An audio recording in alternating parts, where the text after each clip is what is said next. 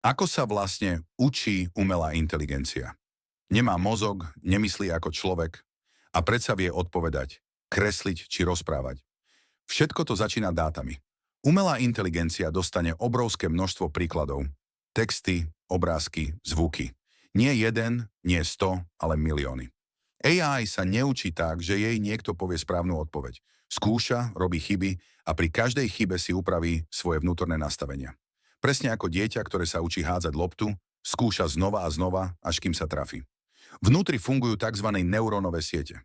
Sú inšpirované ľudským mozgom, ale namiesto myšlienok pracujú s číslami a pravdepodobnosťami. AI nepochopí význam slov, len sa naučí, čo zvyčajne nasleduje po čom. Keď sa jej niečo podarí, odmena jej povie, toto bolo správne. Keď nie, systém sa mierne upraví. A tento proces sa opakuje miliardy krát. Preto dnes dokáže napríklad ChatGPT odpovedať plynulo, aj keď vlastne nerozumie svetu tak ako človek. A teraz otázka na teba. Učí sa AI rýchlejšie ako my? Alebo len inak? Sleduj ma pre ďalšie tech vysvetlenia.